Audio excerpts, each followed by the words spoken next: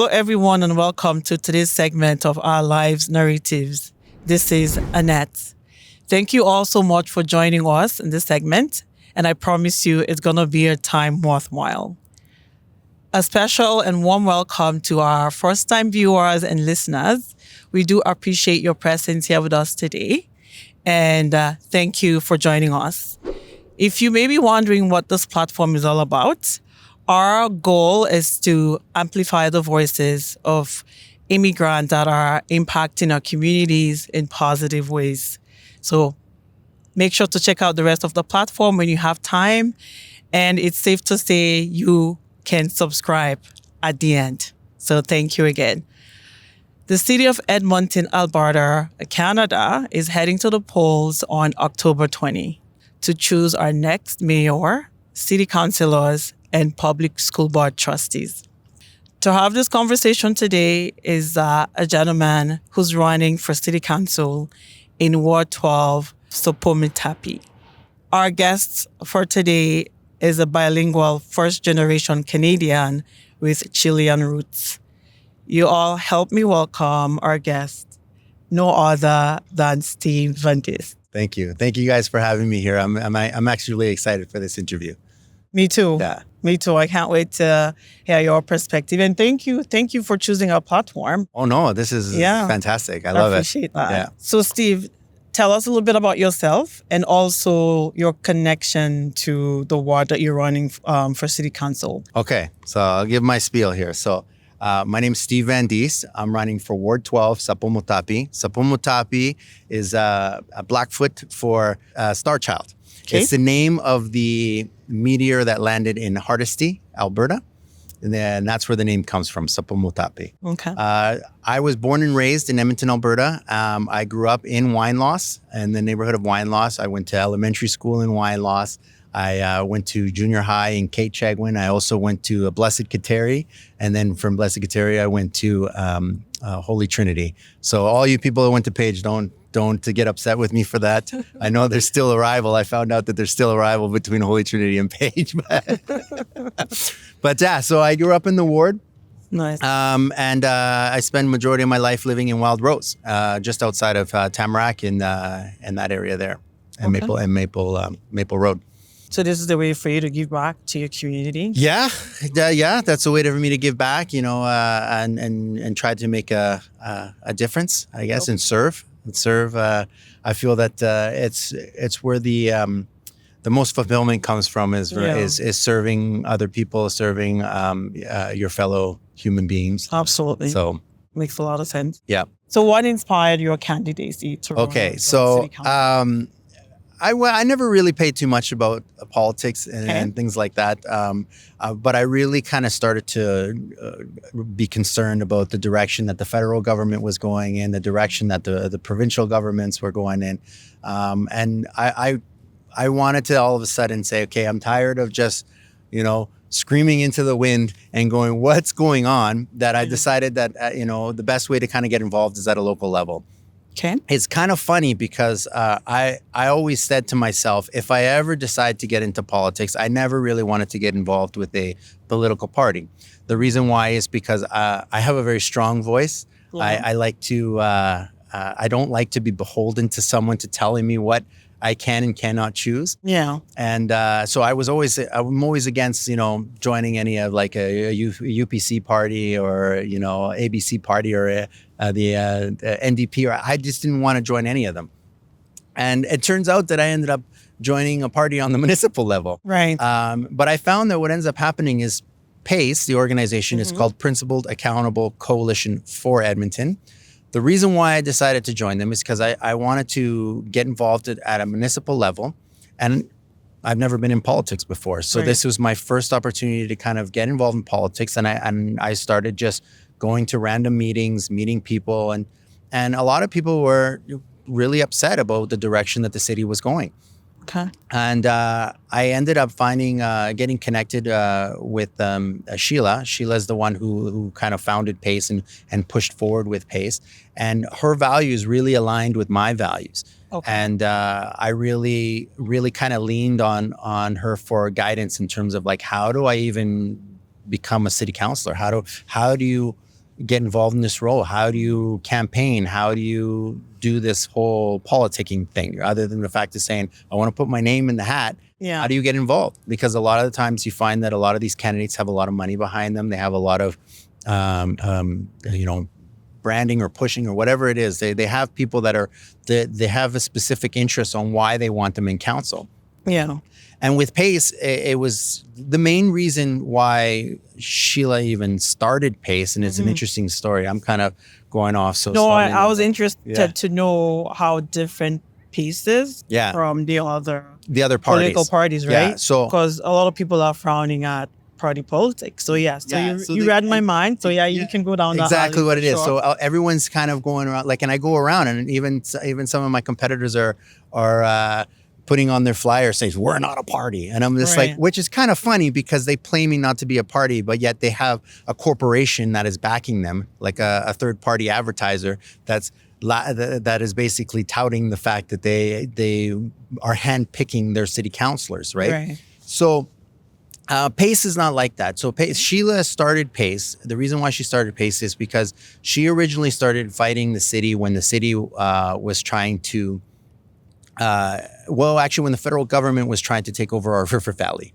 So she was a big advocate on trying to fight that and not allowing the city government to come in here and claim our river valley as a public or like a federal park, which means that we like similar to like Elk Island or Banff and things like that. They would just take it away from us as a city. So she was fighting for that. And during her fight with that, she started going to more of the city council meetings and she ended up going in there and learning about the infill problem that was going on. And a gentleman was there talking about how this house went next to his and it literally killed his garden because they took all of his sun. They basically casted a shadow down on his house and they killed his garden. And when he told his story about how his garden died, one of the councilors had said, you don't really have any rights to sunlight. So that small triggered everything. That got her motivated, got her driving. She went out there. She started getting petitions signed and everything.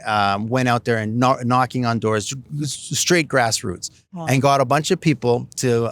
Good for her. Yeah, good for her. Exactly. She got a bunch of these people to sign this petition in order to actually become a party. And so that's how we became a party. And then from there, she went out and she started interviewing people who share the same values and understand. And so with our organization, all of our candidates, we're running 9 candidates, 1 in each ward. Okay. And what happened was all of our values are in alignment. We all are principled, accountable, coalition for Edmonton. That's what PACE stands for. Principled, accountable, a coalition for Edmonton. And we all share the same values. And we went through the interview process. We went through the police background checks. We went through a more vigorous process than someone who was doing more of a independent. Okay. So that happened, and I was one of the people that was chosen, and I was chosen to run in Southeast Edmonton, where I grew up.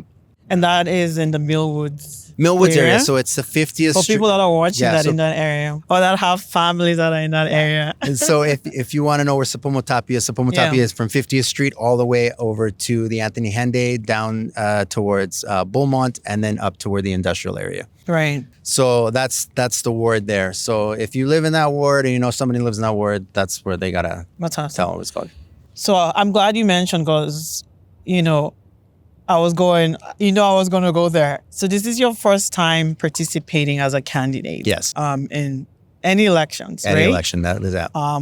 So what skill set, what are some of the experiences that you're bringing to the table that the residents of this ward can resonate with and feel like you're there for them? Okay, so it's very interesting in terms of my pathway and how I ended up here. Okay. So I'm an art student that studied film and television post-productions. That's how I started. Right. And then from there, I took television broadcasting. And then from the broadcasting, I worked with organizations like Global News, Dome Productions, working at the Oiler games, setting up and being part of the production sides on that things. From there, I opened up my own business. I started doing music videos and more creative-based stuff. Right. And then moved into more of the corporate world, where I was doing more corporate marketing. So I became a marketer as opposed to The market are getting film into guy. politics Yeah. now. What's kind of unique, with what my skill set is that what my job is technically is to go to an industry. I would sit down with the industry heads and I would interview them and I would ask them questions and I would find out about their industry or their product or all stuff. And I would get all that information from them. And then what I would do is I would take that information, which would be a 45-hour-long conversation, and then I would take what is relevant to what the people need to know and make it, because sometimes you go and if you talk to an engineer, they talk engineering stuff. The general public doesn't understand. Exactly, those jargon. Or like I went to Ecuador with a group called CAMTA, the Canadian Association of Medical Teams Abroad. And it was funny. I went there. I originally started as a translator. Okay. Because I speak Spanish. And then eventually went into doing more of the documentary style. So I got to learn about how, femoral heads were cut off, how you put the acetabulates in, and how they basically go in there with. Look at that. I hear all those metal. And I'm just like, I'm not a doctor, but you learn all of those things because you have those conversations. You can adapt. And you adapt. So that's the skill set that I have. So now I'm kind of moving into this political world and I'm learning. I'm new. I'm learning this whole process and how everything is working. But what my skill set is going to be is literally the communication side of everything. I'm going to be able to go back to my constituents and I'm going to be able to say, this is what they're doing in City Hall. This is what's happening, and this is what we can do or what we can't do, or so forth. I'm able to communicate that with them. Right. So it reminds me of nursing or medicine needs assessments. So you're there, right at the forefront of the individuals that are living in these communities. It's all about what they want. It's not what politician wants. And that's at where the end of the day, right? And that's what I think where we kind of got lost here at City Hall. So and everybody's feeling this, and everyone's feeling this, where people are not getting what they want. They feel that they're getting told what they need. And people don't like that. People don't like to be told what they need or told what they're supposed to do. People, they have specific needs and wants. And what's happening is a lot of times in these communities, nobody's going and asking the people, what do you want in your community? They're just kind of saying, this is what's happening in your community. We've already decided it's too late. You don't have a say. And that's what I'm finding at the doors. And so we kind of want to bring that back to the grassroots and go back to the people, give the people more back the power, as opposed to, the corporations or the people with the money who are trying to, benefit from a lot of the decisions that are being made at City Council. Nice. So you were that voice for the people. There you go. You had that. So it's kind of funny because back to the whole PACE thing. So PACE is really a grassroots movement. We are for the people. We're not like the other parties where they scooped up all the money. And you can see it. Our campaign is very grassroots. We're very much knocking on the doors. They're handing out every flyer. A lot of our stuff. I know my campaign is self-funded. I get help in terms of the party, in terms of branding. Right. And messaging in terms of the marketing side of it. But I pay for all my own signage. I pay for all my own flyers. I go out there and I knock on the doors. I do all that stuff myself. That's a lot of sacrifice that it means a lot. I believe in the cause, right? So I believe in the cause. And then add that, and I have a hard time asking people for money. Well, that's a good thing. Right? I don't know if that's good for a politician. Maybe politicians are supposed to be the ones to say, give me money. You're not the typical politician. That's what I'm hearing. And I think that's what Edmontonians need right now than ever before. So you've been knocking on doors actively, for a while. What are some of the significant concerns or issues that you're hearing from these residents as you go door to door? Okay, so how do you intend to prioritize these concerns? Okay, so I have a unique perspective because I'm the communication guys on the team. I'm out not only just in my ward, but I'm out in all the other wards. Okay. In my ward, a lot of the concerns are definitely about the safety and the speeding. Those are the big concerns there, and being able to communicate what's going on to the ward. Those are the big things that's going on there. The other thing that are happening right now is the infill problem.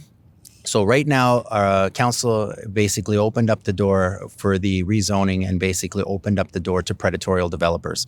So we have a lot of companies that are coming in from Toronto, Vancouver, that are coming as investment properties. Okay. They're taking all of our starter single family homes. They're tearing them down and they're replacing them with multiplex units, like 8 units. So 4 on the top and 4 subunits with no requirements for parking. Now, the whole idea was that they wanted to increase the amount of homes that were there. That's right. But what's going on now is you're creating this situation where it's investment properties that are coming in.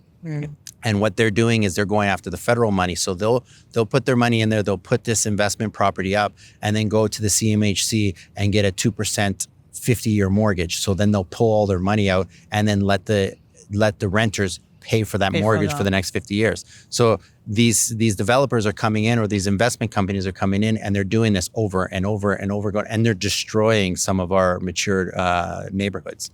So we're hearing that. So there's organizations like Neighborhood United that are voicing their concern, that are just out there and want to wipe out the whole council because they opened the door to this. So, but it's a good initiative. But of course, it comes with its challenges. Right? Well, they really should have districted. Where do we find a balance? Yeah, it really should have been district, right? Where they have put it in districts and saying, hey, if we're going to do infill is not a bad thing. No, that's not. But what's happening right now is predatorial. It's all about money. And if we wanted to build those types of homes where you're doing multiplex units, it really should have been along the subway line, because we have a problem with the subway where we don't have the ridership on the subway lines. We have only 29% of the ridership is paying for the LRT, that expense. The rest of that's almost 71% of that is coming out of our pockets. Taxpayers. We're paying it, paying for it, right? And so we're paying that, and then with the capital expenditures that's going on, like the deficit that we have on that, we're sitting at almost $400 million a year just on interest payments. And so we have a big budgetary problem that we need to look at, and we need to fix it. And if we don't fix it soon, turn the ship around, so that way in the next 4 or 5, 6 years we can get out of this mess, we're going to be in big trouble. As a city, we are going to be in big trouble. It's like in your household, if you get to a point where you can't no longer pay for your the principal on your mortgage, you can only pay the interest. Eventually, you're paying that for the rest of your life, right? And you end up, it just gets bigger and bigger and bigger and bigger, and we're going to be problematic on that sense. So we need to really look at the budget. Okay. So you asked me what do we want to do? What kind of. So we really need to look at that budget. We need to look at the budget. We need to put a halt on a lot of these projects that are costing us a lot of money. We need to put a halt on them, and really figure out our finances. We got to go back to the basics. It sounds bad. It's like I don't know if you know David Ramsey. He always says crackers and beans, or whatever his saying is. Where it's just like we got to go back to the basics. That's right. Well, that's good. It sounds like you have a plan and you're really looking at the concerns that these residents are facing, and you're trying to figure out a way to address it. So that's pretty good. So you hear, you need somebody that will be the voice. I want to fight for the. Okay, what happens is the majority of us go to work, and we make our money, and we take care of our families, we take care of our household. A lot of people aren't paying attention to what's going on in city council, they're not paying attention until all of a sudden it becomes a problem. Right. And now we're at a position where it becomes a problem. And we pay for it. And pay for it. So what we need people who are, you need to be fiscally responsible with the public purse. That's our main thing, and do the services that we're supposed to be doing. We're put the money in the right places. Put the money in the places in the projects that the people want, and and invest in things that actually bring vibrancy and money back into the city. A lot of times we're investing in things that are just costing us money and not actually making the city any money. They're just driving businesses away. They're driving businesses out of the city. They're saying, I don't want to stay in the city anymore because my taxes keep going up. Yeah. So why am I going to say that it's not beneficial for me? So that goes back to speaking to, individuals or residents. Yeah, figuring out what's going on. And then you can figure out really what they need. What they need, wasting money on some of this project. Yeah. Fantastic. So there's a beauty in being new, like fresh ideas. You are the voice. I'm not quite You're- corrupted yet. Not. I'm still a baby. It's like when a newborn baby is born, you're like, this is the most innocent right. you're going to be before you become super evil. Right. So make sure you stay that I have way. to stay. Yeah, I have right? to stay. Yeah. Okay. So, is there any particular project or initiative that you will champion if you were elected? The first thing Councilor. is the first thing we want to champion is we need to repeal that bylaw. That's the first thing that we want to do is repeal that bylaw. But in order to repeal, and this is why we even started the organization, because in order to repeal that bylaw, I'm only one vote. There's 12 people on council. People. So I'd have to go around and convince the other councilors to say, hey, listen, this might not be such a good idea. Right. Like we're being ravished, and that takes time. That takes time to do. It takes time to let people know what's going on. I know my PACE candidates, the ones that we're all on the same page. We all see the problem. We all know what's going on. So the first thing we want to do is repeal that bylaw and fix that problem where the predatory developers are coming in and change it. So that way it's beneficial. So that way it's more beneficial to the people and less to these investment groups that are coming in. It would be nice to be able to allow, more of the public to be more involved in the development. It would be nice to be able to have young families being able to go and buy one of those starter homes and renovate it and fix it up and have a home for themselves, So all hands on deck. All hands on right? deck, but we're not even getting that option. What's happening now is you're just tearing them down, Aplex up. So hopefully there's hope. Yeah. With Steve. Sounds like there's hope for the future. So a lot of people, including the Edmontonians, don't really participate or like to participate in municipal elections. We don't want to go down that alley, but what is a message or an encouragement to Edmontonians to get involved and participate in this year's election? Yeah. So you're right. People don't participate. The turnout for the municipal election is super, super low. And the thing is that the municipal election is probably the most influence that you will ever have that directly affects you. Right. The decisions that we make at council directly affect you. A lot of people are always upset, the federal government's doing this, the provincial government's doing that. And it's hard to change a lot of what they're doing because you put somebody in, but like you said, that's a bigger fish to fry. On the local side, it's very, you can easily call up your councilor that's making the decisions in your ward and you can say, hey, listen, what are you doing here? And you're more directly involved. We need more participation on the municipal side of things, especially if you're not happy with the direction that the city is going. You need to go out and you need to make your voice count. Right. It's the most important thing that we need to do. So Edmontonians, the date is October 20. My immigrant people, don't stay home. There's a lot of ways you can vote. There's early voting if, you don't want to stand in long lines, which that's actually a culture shock that I want to kind of address. Yeah. When we have elections back home, the whole country kind of knows. But here it's quiet, so you don't have to stand in long lines. So go out and vote. Exercise your voting rights. And the other thing I want to talk about, so I noticed that there's a lot of newcomers, so especially in my ward. So there's a lot of newcomers that come to Edmonton, come to Canada and stuff, and they're not able to participate in the voting process, right? Right. But you can participate. We need I'm only one person. I can only knock on so many doors. I can only let people know what's going on. So if you want to be involved, all you have to do is let people know what's going on. Teach, learn, teach. And eventually you can be more involved in the process. Go out there, volunteer. I need volunteers. I need people to go and talk to your friends, talk to, all of the people that and let them know who to vote for, And vote the why. people that truly care about your values, that their values align with yours, right? Yeah, exactly. And let people know. And that's what the one values way are. you can do that is to vote. Exactly. So if you're not even able to vote and cast your vote, you're here visiting or you're a permanent resident, just go out there and talk to people that can. And I think that's a big important thing that needs to happen. Good. I really like that. Thank you for that. So as we round up, what kind of support are you expecting from the people of your ward? Share. Share, And- follow, share, subscribe, share, Volunteer. and let people know the word is out. Like Right. I'm not, like I said, I'm running a grassroots campaign. I'm not out there asking for tons of money so I can Right. do a pamphlet blast or, put big billboards up. I'm literally knocking on every door. And you could help with that. You Volunteer can time. volunteer your time. Yeah.